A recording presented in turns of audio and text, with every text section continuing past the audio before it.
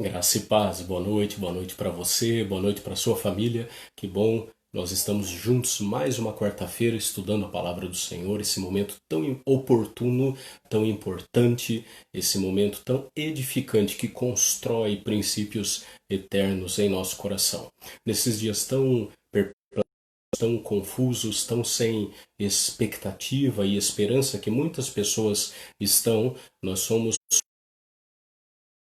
a voltar à origem de todas as coisas, que é caminhar na presença do nosso Deus. Por isso, seja bem-vindo você e toda a sua família para juntos estudarmos a palavra do Senhor e termos um tempo especial de estudo da palavra. Nós investimos esse tempo, esses minutos juntos para o que é mais importante, o que é eterno, a palavra do Senhor. A palavra mesmo diz que passarão os céus e a terra, ou seja, passarão os piores momentos, passarão os melhores momentos, passará toda a nossa expectativa, passarão todos os nossos problemas, passarão todas as nossas crises, passarão os melhores momentos da nossa história, todos os nossos sonhos e projetos também, mas a palavra do Senhor permanecerá, durará eternamente. Por isso esse tempo tão especial, especial na presença do nosso Deus, especial para juntos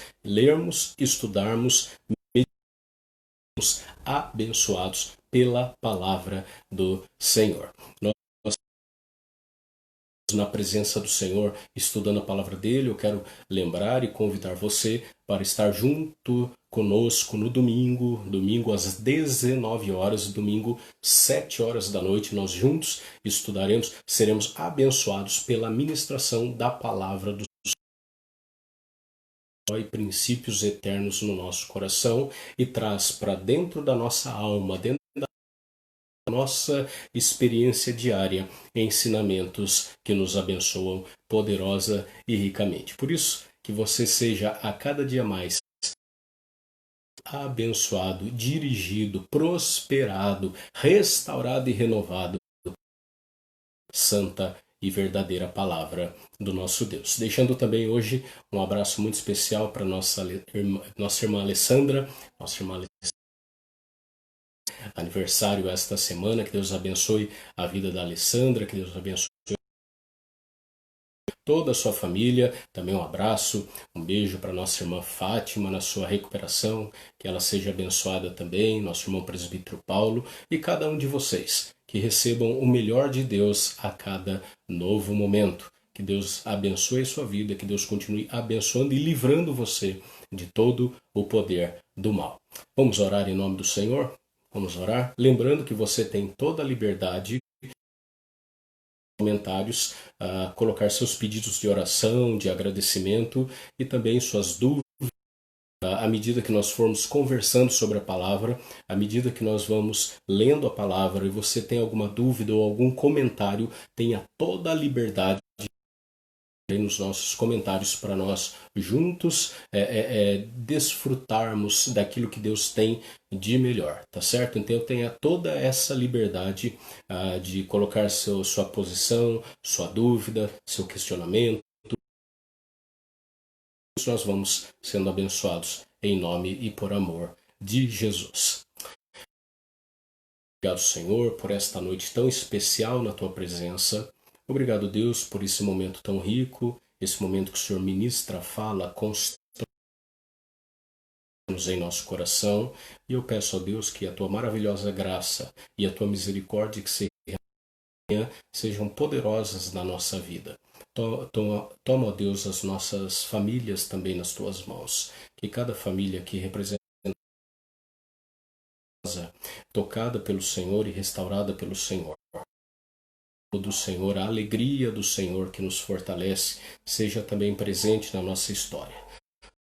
A saúde do teu povo e abençoe, ó Deus, a nossa nação também, desde o presidente da República até cada um de nós, que todos a uma possamos receber o melhor do Senhor, não porque merecemos, porque não merecemos, mas é nos méritos por amor e para a glória do Senhor.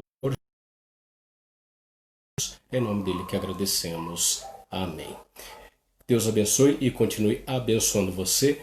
maravilhosamente em nome, por amor de Jesus. Você sabe que nós temos conversado já há várias semanas a respeito do maravilhoso plano de Deus para as nossas vidas, o maravilhoso plano de Deus que transforma a nossa história, o maravilhoso plano de Deus que nos dá norte, nos dá direção para a nossa vida, o Deus que muda aquilo que a gente é, muda a maneira como nós pensamos e nos faz ter uma mente mais clara, mais aberta, uma percepção melhor, mais alargada daquilo que nós somos e daquilo que nós devemos abandonar, abraçar, daquilo que nós devemos abandonar e daquilo que nós devemos melhor. A palavra do Senhor nos aconselha, quanto mais ela fala, mais nós ouvimos, mais obedecemos e a vida vai se tornar mais fácil. Portanto, hoje continuando a série O Maravilhoso Você, e hoje nós vamos ver que nós fomos criados, Deus nos desenhou no design de Deus, no plano de Deus, no projeto, no propósito de Deus, nós fomos criados para nos tornar semelhantes a Cristo. Nós fomos criados para nos tornar semelhantes a Cristo. Gênesis capítulo 1, verso 26. Gênesis 1, 26. Nós vamos esse texto, Gênesis 1, 26. Então disse Deus: façamos o homem à nossa imagem, conforme a nossa semelhança. Façamos o homem à nossa imagem, conforme a nossa semelhança. Desde o princípio, o plano de Deus tem sido fazer-nos a seu Filho Jesus.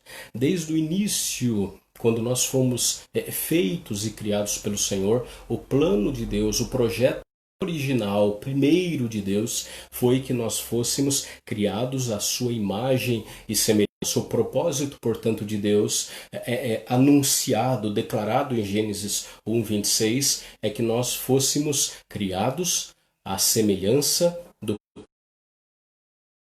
É interessante porque quando nós estudamos a palavra e quando nós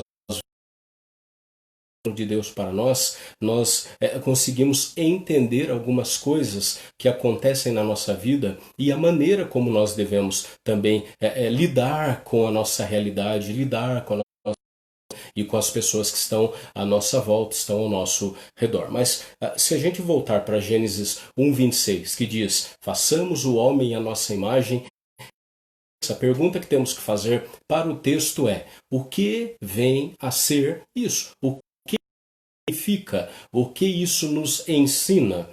Em toda a criação, somente o homem, somente o ser humano foi criado à imagem.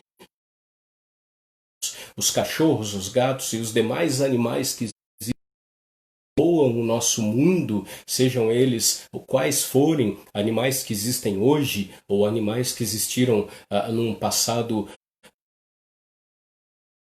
nenhuma outra criatura, nenhuma outra obra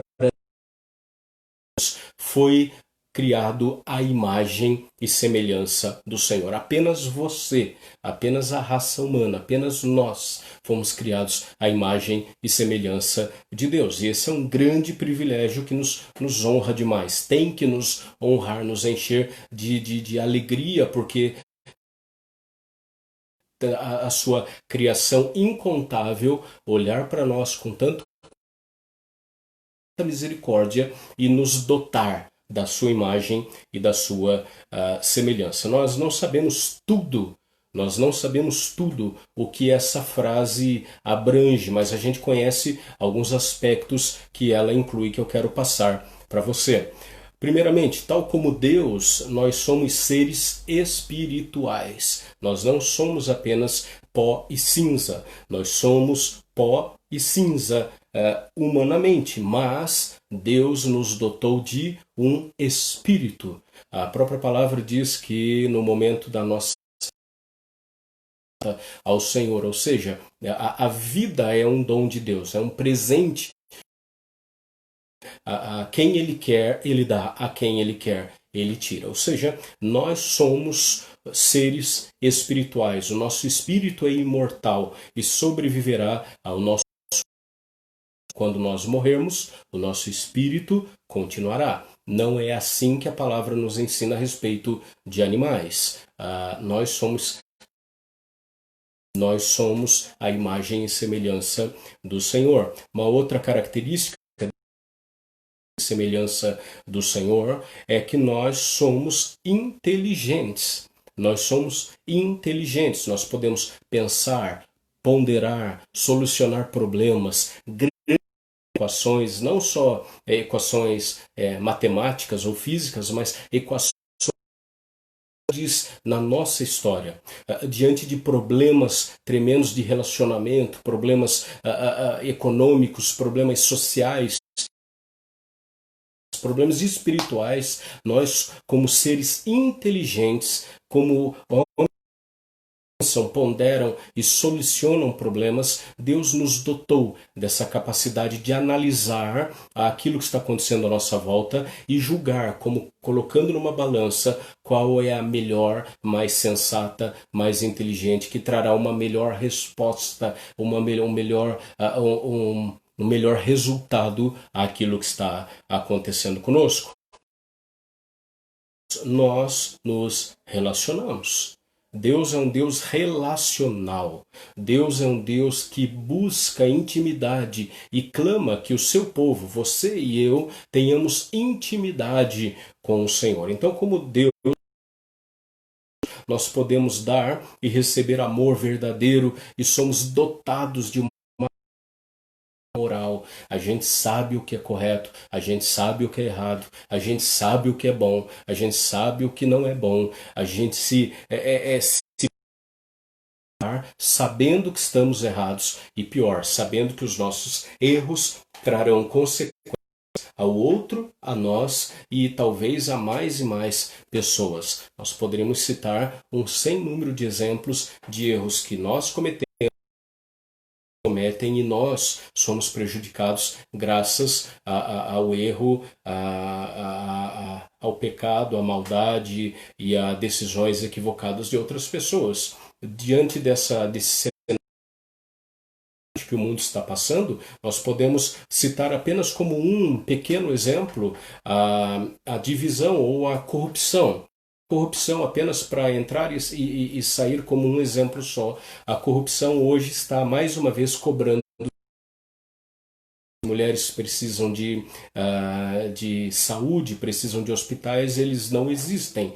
Por quê? Porque esses recursos foram usados de outras maneiras por outras pessoas e agora toda uma população está sofrendo porque lá atrás as coisas não foram feitas como deveriam ser feitas. Decisões tomadas que cobram o seu preço. Preços duros, preços que doem, preços que machucam, preços que podem até matar.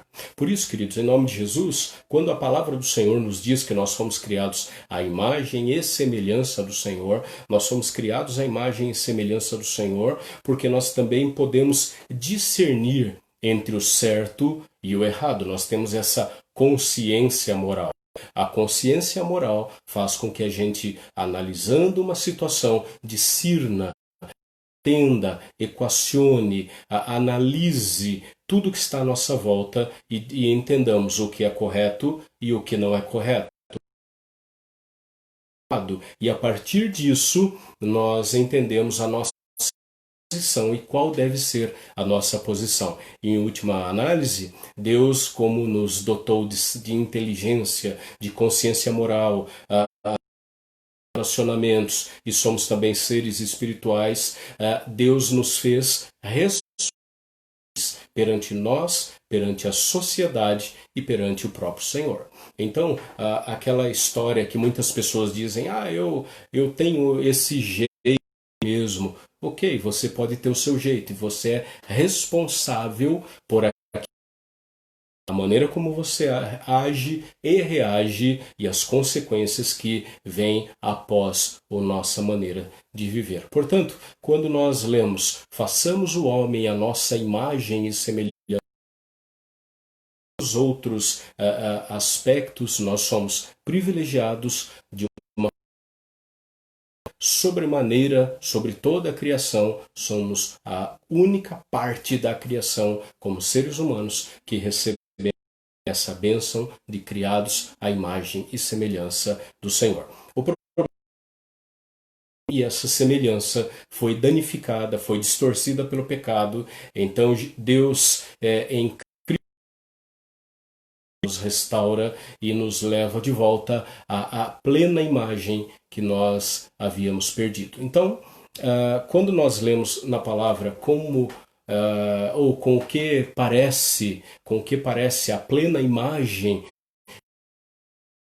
se eu e você, com todos os nossos deslizes, erros, pecados, inconsequências, atitudes equivocadas ou deliberadas, a gente toma atitudes movidas por algum arrependemos, mas a pior de todas as realidades da nossa vida é que nós escolhemos agir da maneira como nós agirmos.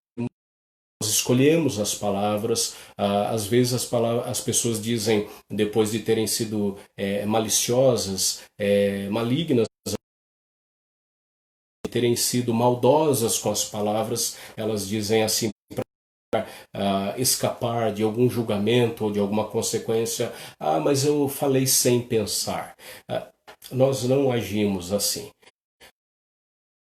Às vezes, talvez na maioria das vezes, nós pensamos pouco sobre o que devemos fazer, ou como devemos fazer, ou como nós devemos falar, ou se é o momento de apenas nos calarmos. Mas dizer ou fazer ou agir e dizer, eu não pensei sobre isso, é uma desculpa que nós, criados de Deus, não temos o direito de dá-la. Por isso, com o que se parece então a plena imagem e semelhança de Deus? E a resposta que a Bíblia nos dá é uma resposta muito simples. Se parece com Jesus. Vamos lá para Hebreus capítulo 1, verso 3. Hebreus 1, 3. Hebreus 1, 3. Ele diz que Jesus, então, Hebreus 1, 3, é o resplendor, expressão exata do seu ser. Nenhum homem, nenhuma mulher, desde o último homem que nascer sobre a terra, será a expressão do ser de Deus além de Jesus Cristo.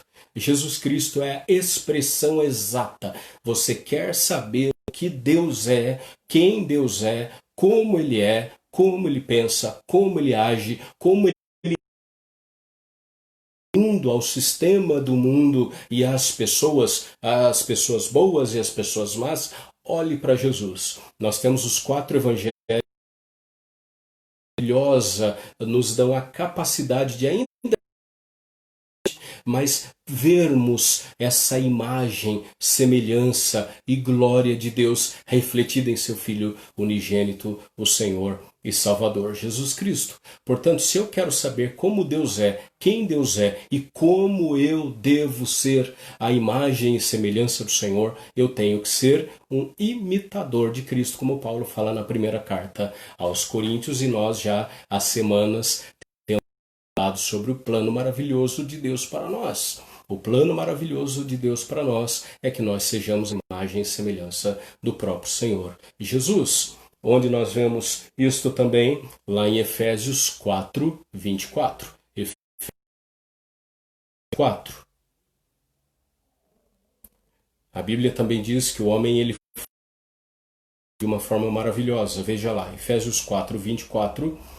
Criado para ser semelhante a Deus em justiça e santidade, onde? Provenientes da verdade. Criados para ser semelhantes em justiça e santidade provenientes da verdade. E aí é o grande problema. Quando é que nós conseguimos ser totalmente justos e santos? A resposta é nunca. Mas Deus nos fez para isso, para sermos homens e mulheres que vivem segundo a imagem do Senhor, a semelhança do Senhor, vivendo vivendo plenamente em justiça e santidade. O único que viveu assim foi o Senhor Jesus. Por isso ele é Deus encarnado. Por isso ele é o próprio Senhor.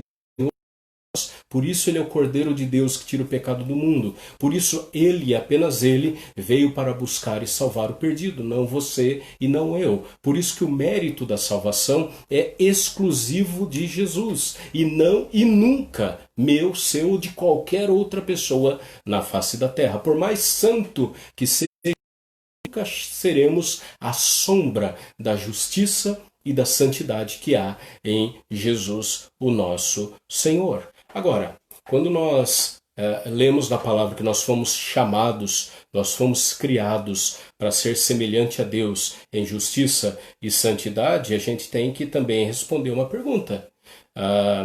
O que essa semelhança não significa?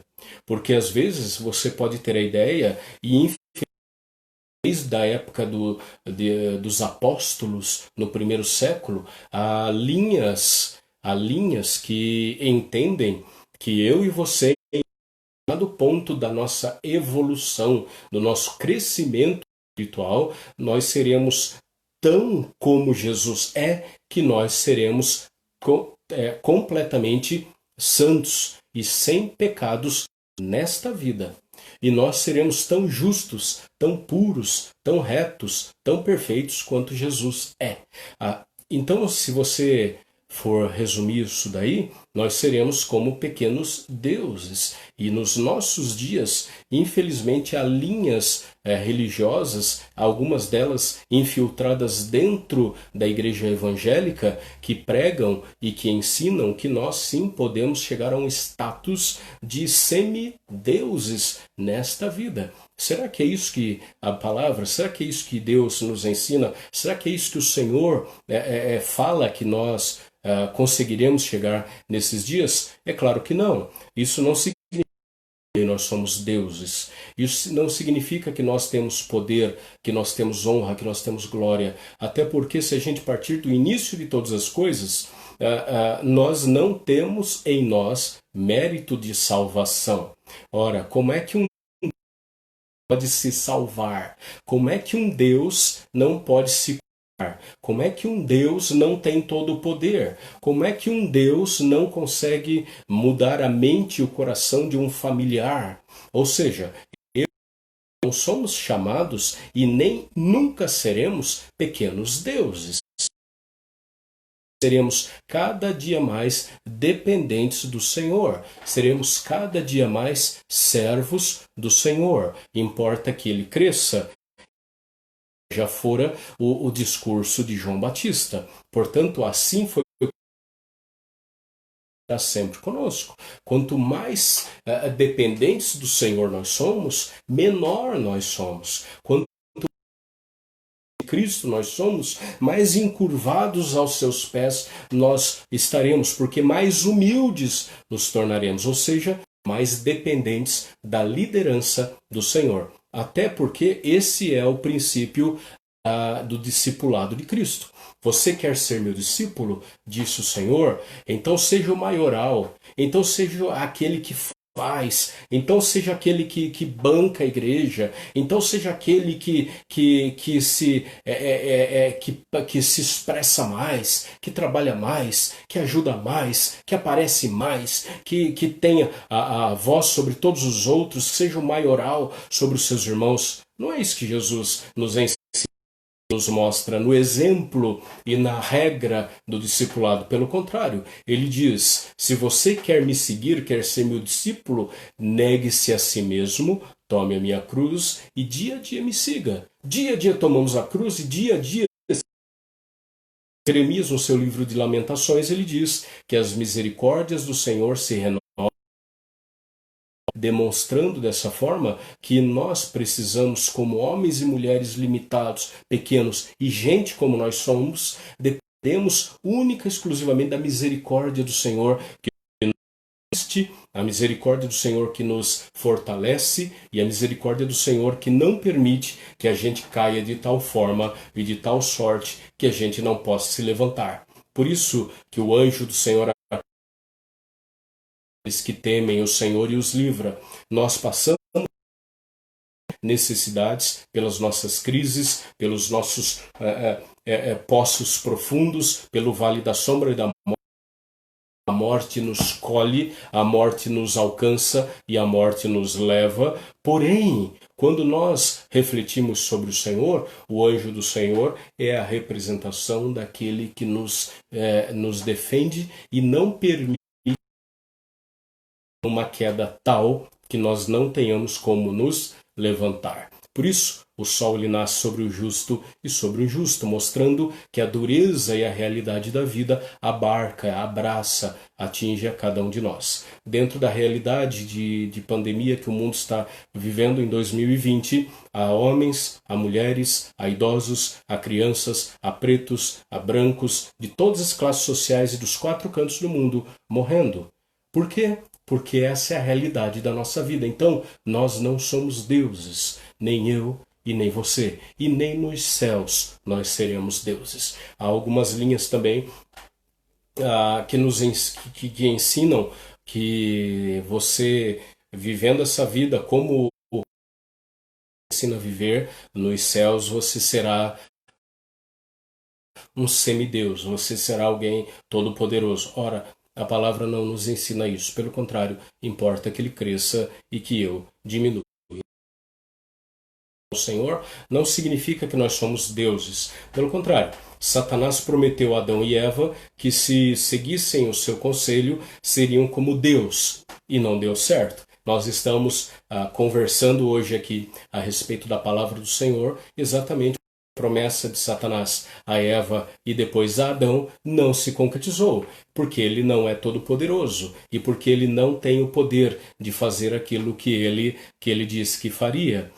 Muitas religiões e filosofias ainda promovem essa velha mentira, que nós somos divinos ou que podemos nos tornar deuses e etc. Isso é uma grande que toma corações incautos, corações despreparados, pessoas desesperadas até por solução e por resposta aos seus problemas e dilemas mais profundos. Mas não, nós e não seremos deuses. O desejo de ser um Deus se manifesta todas as vezes que nós queremos controlar todas as situações, todas as circunstâncias, o nosso futuro e as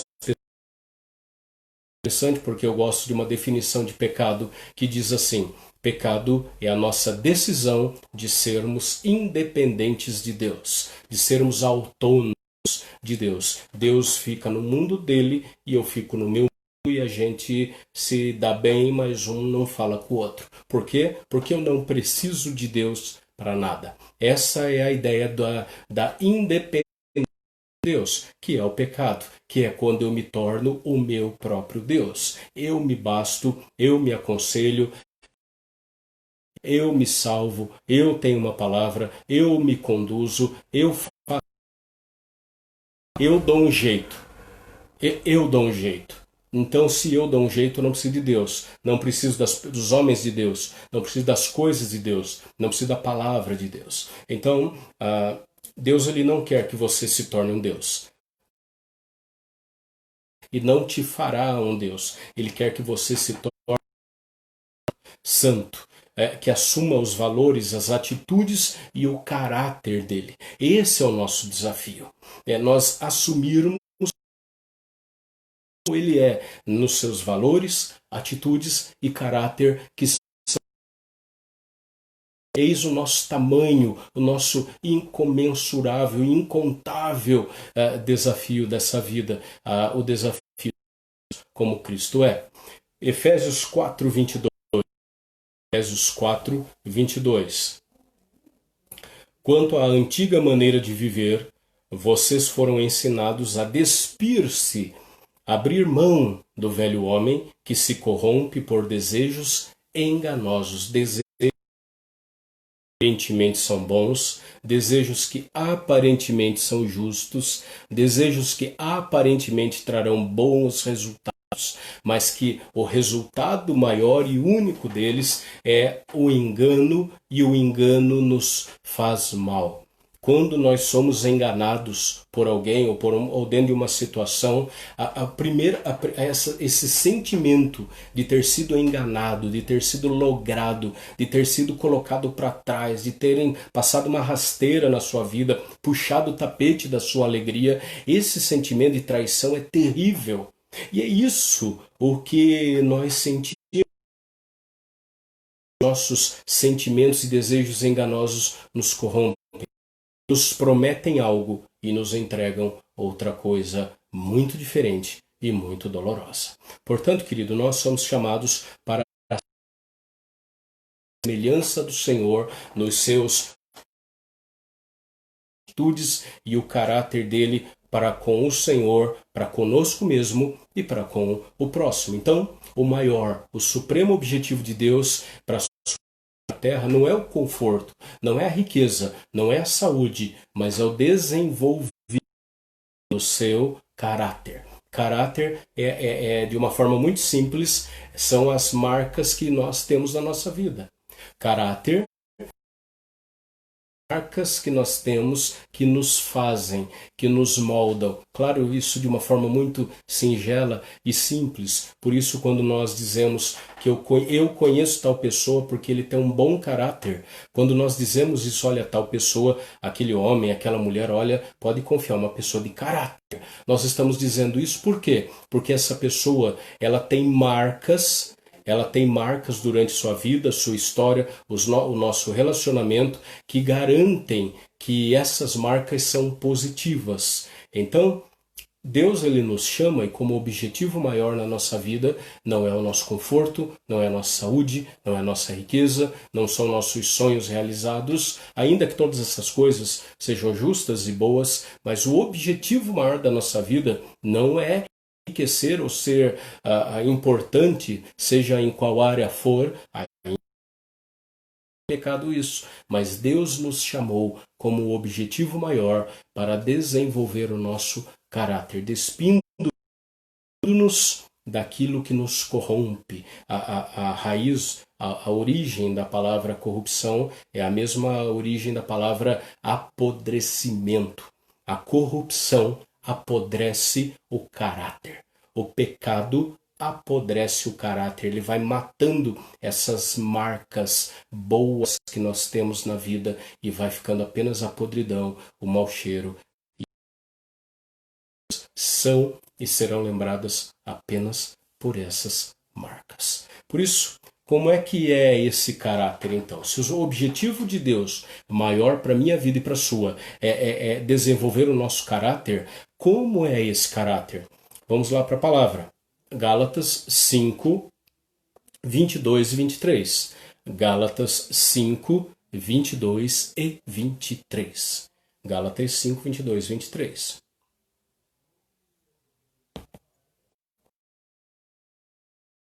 Mas, ou seja, na comparação com as obras más, com o caráter doentio, com o caráter pecador, com o caráter independente de Deus, com caráter egoísta, arrogante, mentiroso, falho, fraudulento. Mas, comparando com tudo aquilo que é ruim e que nós devemos fugir, mas o fruto do Espírito é amor, paz, paciência, amabilidade, bondade, fidelidade, mansidão. Por quê? Porque contra essas coisas não há lei. Ou seja, punido por Deus, ninguém será condenado por Deus por ter sido alguém que amou demais. Amar como ele amou. Amar como ele amou. Amar como ele se entregou por nós. Ninguém será punido pelo Senhor pela sua alegria. Lembrando que a alegria do Senhor nos fortalece. É o Senhor em nós que faz com que sejamos alegres apesar de tudo. Porque a alegria do cristão não é aquilo que ele tem, mas é aquilo que é saber que ele é filho de Deus. Como Paulo fala ainda aos Coríntios, o Espírito Santo de Deus segreda ao nosso ouvido dizendo, tu és filho de Deus. É essa alegria, a alegria de saber que somos e seremos eternamente do Senhor, é o que nos movimenta, nos alimenta e nos move durante todos os dias Vamos para outro texto. 1 Coríntios, capítulo 13, do verso 4 ao verso 7. Como é esse caráter que Deus desenvolve em nós? É o amor. Como é esse amor? O amor é paciente, o amor é bondoso. Não se vangloria, não se orgulha, não maltrata, não procura os seus interesses próprios, não se ira facilmente. O amor não se alegra com a injustiça, mas se alegra com a verdade. O amor que vem de Deus, tudo sofre, tudo crê, tudo espera, tudo suporta. O amor que vem de Deus. Ou seja, quando nós lemos Gálatas 3, aquilo que nós conhecemos como o fruto do Espírito, quando lemos 1 Coríntios, capítulo 13, do 4 ao 7, que é essa descrição que o apóstolo Paulo faz de uma forma tão profunda, tão magistral, tão extraordinária sobre o que é o amor, nós vemos o quanto nós estamos longe do caráter que Deus espera de nós. E o quanto nós temos que o quanto nós temos que exercitar a nossa salvação, aquilo que a gente é, o quanto que nós temos que modificar os nossos desejos, as nossas paixões, e o quanto nós temos que, como Paulo fala, mortificar, matar, ele cresça e que eu diminua. Se o meu orgulho, a minha vaidade, o meu conhecimento, o meu dinheiro, astúcia e tudo aquilo que é meu, tudo que é próprio de mim mesmo, o meu caráter, se o meu caráter ele reina, o caráter de Cristo não reina em mim. Então é uma luta interna, uma luta de poderes sobre nós. Se eu domino sobre mim mesmo, o Senhor não domina sobre mim. O eu, ele é morto e mortificado, ele é morto dia após dia. E a cada dia mais eu me torno mais parecido com o Senhor. Isso é que é a intenção do milagre que o Senhor age e faz em cada um. Só que tudo que nós vimos até agora foi a obra do Senhor em nós. Ele fez, ele nos ensinou, a palavra nos ensinou, a palavra está o exemplo, ali está o alvo, siga para o alvo, é o que Paulo fala, uma coisa eu faço, esquecendo-me das coisas que para trás ficam e pensando e olhando para aquelas que diante de mim estão, eu prossigo para o alvo, para o prêmio da soberana vocação que está reservada em Cristo Jesus. Ou seja, eu deixo para trás tudo aquilo que é experimental, experiência, tudo aquilo que é bom ou ruim, todos os erros e bênçãos, eu deixo para trás, olho para o Senhor, miro para Cristo e prossigo em como nós devemos agir. Se Cristo ele já fez tudo, o que eu faço? Qual é a minha parte? A história toda de ter o caráter de Jesus. O que compete a mim? O que eu devo? Eu devo abandonar a minha antiga maneira de agir. Eu devo abandonar a minha antiga maneira de agir. Ora, se eu fui criado para ser a imagem e semelhança de Deus, ou seja, ter o caráter de Cristo Jesus, o que eu tenho que fazer? Eu tenho que abandonar, tenho que abrir mão da minha antiga maneira de agir. Efésios 4:22. Efésios 4:22. Quanto à antiga maneira de viver, vocês foram ensinados a despir-se do velho homem que se corrompe por desejos enganosos. É mudar a maneira de agir. É mudar a maneira de agir. Tem pessoas que em um determinado ponto da sua vida diz, eu entreguei a minha vida a Jesus, mas não muda em nada. Não muda a maneira como trata a esposa, o marido, os filhos, os patrões, os empregados. Não muda a maneira como se relaciona com a comunidade. Não muda os hábitos, vícios e manias. Não muda nada. Quando nós não mudamos nada, só tem uma resposta legítima, bíblica, e é a resposta que nós devemos honestamente dar. Cristo não manda em mim. Ele não é o meu Senhor. Se Cristo vive em mim, se eu sou uma nova criatura em Jesus e as coisas velhas passaram e tudo se fez novo, como da minha vida que é perceptível acima de tudo, é a minha maneira de agir. Eu mudo a maneira como eu ajo, eu mudo a maneira como eu reajo. As pessoas notam o que está acontecendo com essa pessoa. Eu trabalho com essa pessoa faz 20 anos, ela era terrível. O que mudou? O que fez esse clique? Qual é a chavinha que mudou para essa pessoa ser assim, ser uma nova pessoa? Cristo. Agora, não é o Senhor da minha vida ou da sua, nós não conseguimos mudar a maneira como nós agimos, por um princípio. Deus, o Santo de Deus, nos convertendo, nos mudando, nos regenerando, e Ele muda aquilo que a gente é. Nós somos uma nova criatura. O velho homem morreu e renasceu. Então, Deus ele muda aquilo que eu sou, e aí eu mudo aquilo que eu faço. Deus muda aquilo que eu sou e eu mudo a maneira de agir, de reagir, de tratar as pessoas. Tudo se fez novo. O grande problema é que as pessoas elas mentem para os outros e tentam mentir para si mesmas. E você sabe muito bem que a gente pode mentir para o outro, mas não consegue mentir para nós mesmos. Nós, quando mentimos, sabemos que estamos mentindo. Nós temos que pensar naquele cenário todo. Nós temos que ir de um lado, de outro, porque nós imaginamos na nossa mente assim. Eu vou contar essa história, mas e se alguém perguntar aquilo e você vai engendrando, vai se enrolando? E a característica de um mentiroso, entre aspas, né, é que um bom mentiroso tem que ter uma memória ainda. Porque o mentiroso ele vai contando várias histórias e depois ele não sabe que história contou para cada um. Por quê? Porque é a maneira velha de agir.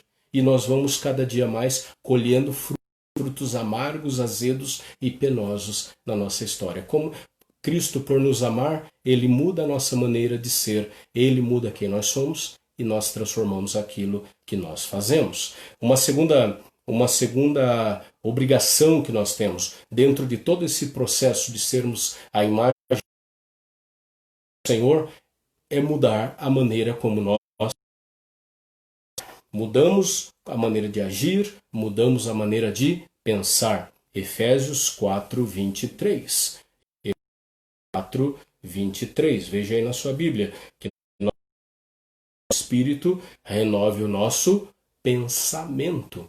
Em Efésios 4:23, nós precisamos deixar que o Espírito Santo renove o nosso pensamento. Romanos 12, verso 2 diz que o Senhor ele transforma a nossa maneira de pensar. O Senhor está preocupado com a maneira que nós pensamos.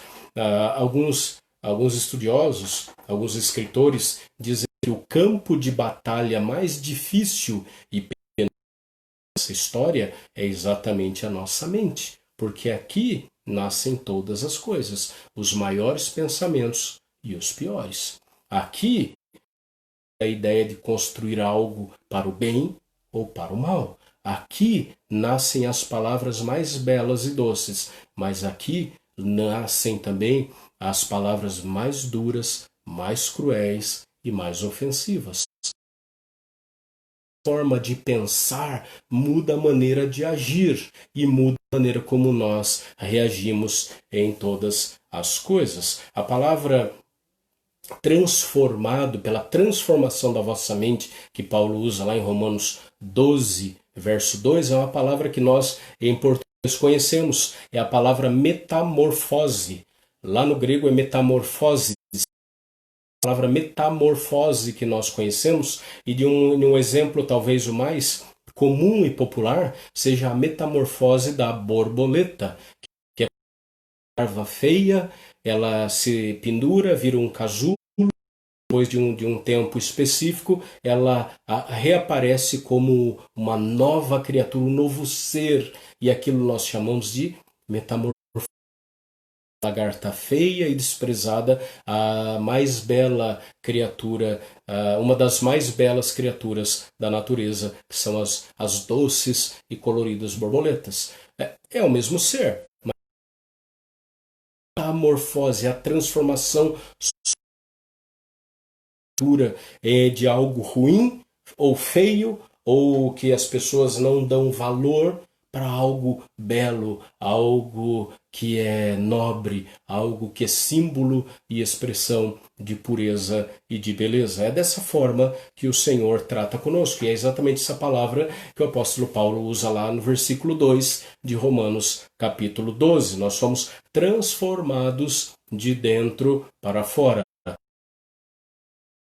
e sendo liberados para voos mais altos. Uma lagarta não voa, uma borboleta voa. E é interessante porque há algumas espécies de borboletas que, ainda que sejam tão frágeis, tão leves, há espécies de borboletas que cruzam o continente americano de ponta a ponta. Borboletas que voam com o grupo de borboletas voam milhares e milhares de quilômetros, coisa que uma lagarta não faria. Por quê? Porque ela foi transformada de uma criatura em outra. Houve uma metamorfose. A mudança na nossa vida. Não sou mais a mesma criatura. Eu sou uma outra criatura que vive para a glória do Senhor. E aí, nós temos um texto interessante que é lá em Efésios 4, 24. Efésios 4, 24. Com esse texto eu estou no nosso estudo de hoje, Efésios 4, 24. Eu vou ler o 23 e o 24. Efésios 4, 23 e 24. E vos renoveis no espírito do vosso entendimento, da vossa mente, e vos revistais do novo homem, criado segundo Deus, segundo a maneira, o modo, o jeito de Deus, em justiça e retidão, procedentes, oriundos, provenientes da verdade. Nós nos revestimos do novo homem, criado para ser semelhante a Deus, em justiça, em santidade, provenientes da verdade, que é o Senhor. Efésios ainda 4:13. Até que alcancemos a unidade da fé e do conhecimento do Filho de Deus e cheguemos à maturidade, atingindo a medida da plenitude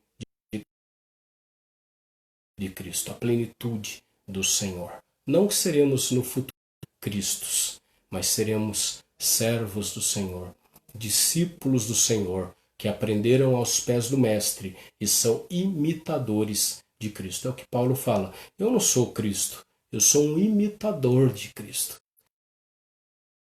Nós devemos ser. Nós nos tornamos semelhantes a Cristo. E tornar-se semelhante a Cristo, às vezes doloroso, mas é um processo de crescimento. Hoje nós temos que estar, nem que seja a metade de uma folha de papel, mas nós temos que hoje estar além do que nós estávamos ontem. Hoje, melhor do que ontem. Essa é a estatura que o Senhor exige e espera de cada um de nós. É um processo lento, às vezes doloroso, longo, mas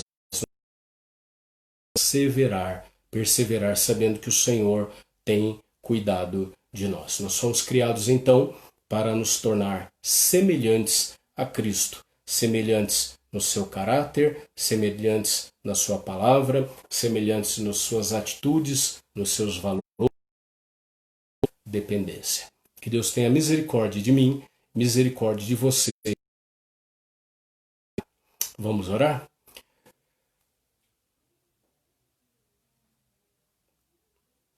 Pai, obrigado por esse momento tão especial. O Senhor continue abençoando cada um de uma forma muito íntima e particular.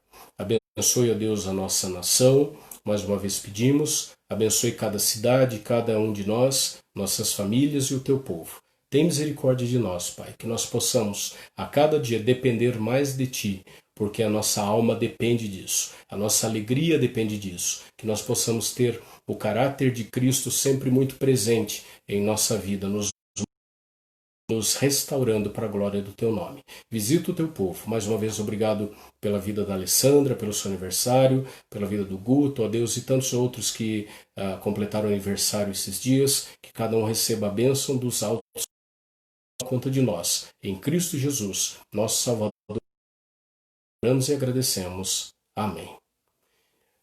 Deus abençoe sua vida, Deus abençoe a sua família. Lembrando, domingo às 7 horas da noite, estejamos juntos mais uma vez. Senhor, Deus abençoe você, um forte abraço e que a alegria do Senhor te fortaleça manhã após amanhã.